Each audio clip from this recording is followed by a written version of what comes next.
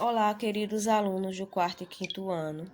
Eu sou a professora Marinalva. Estou aqui com mais uma aula de História para vocês. Como vocês sabem, nós estamos na Semana da Pátria, a semana que antecede o 7 de setembro, que marca a independência do Brasil.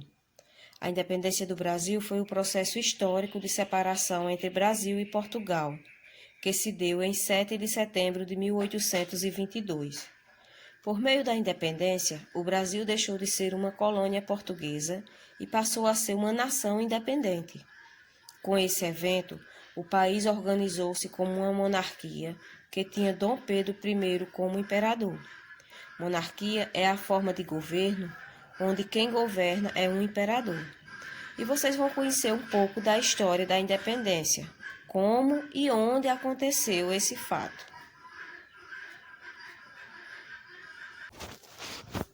Antes de partir para Portugal, Dom João VI esvaziou os cofres do Banco do Brasil, levando quase todo o ouro para Portugal, e deixou Dom Pedro como príncipe regente.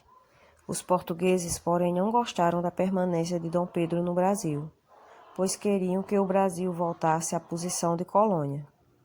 Os brasileiros elaboraram então um documento assinado por milhares de pessoas, pedindo a sua permanência no Brasil. Dom Pedro se mostrou favorável à solicitação. Como é para o bem de todos e felicidade geral da nação, diga ao povo que fico. Esta declaração de Dom Pedro foi feita no dia 9 de janeiro de 1822, data que ficou conhecida como o Dia do Fico.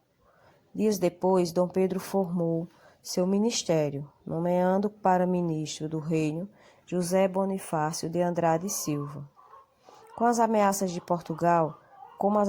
Portugal continuaram, Dom Pedro, que fora controlar conflitos entre brasileiros e portugueses na província de São Paulo, anunciou às margens do rio Ipiranga, em São Paulo, no dia 7 de setembro de 1822. Brasileiros, as cortes de Lisboa querem escravizar-nos. De hoje em diante, nossas relações estão quebradas. Nenhum laço nos une mais. Estamos separados de Portugal. Puxando a espada, e gritou: independência ou morte.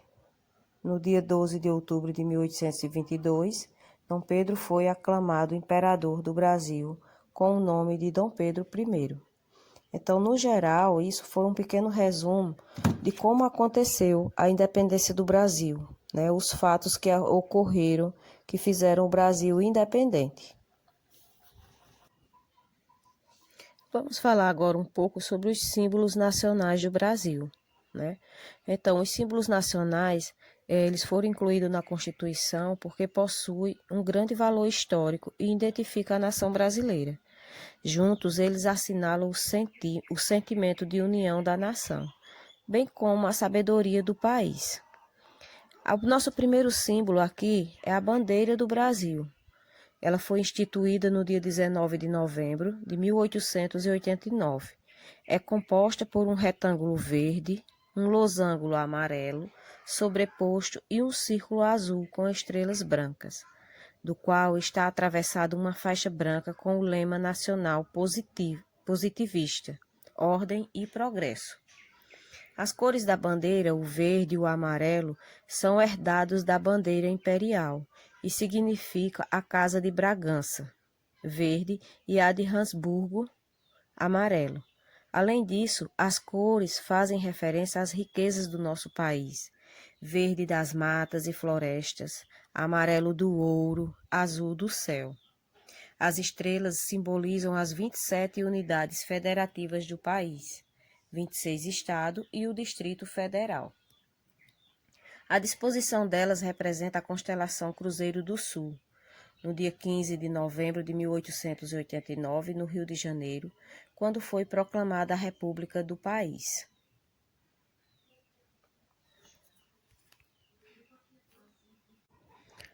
Temos aí mais um símbolo nacional do Brasil, as armas nacionais ou brasão da República. Ele foi criado pelo engenheiro Arthur Zauer, no governo de Marechal Deodoro da Fonseca. É uma figura usada nos prédios públicos. Seu uso é obrigatório pelas Forças Armadas e pelos três poderes, executivo, legislativo e judiciário. O brasão, representado por um escudo redondo azul celeste, o qual está apoiado numa estrela de 5 pontas. No centro tem a constelação Cruzeiro do Sul, que está sobre uma espada. Em cima da espada está escrito República Federativa do Brasil.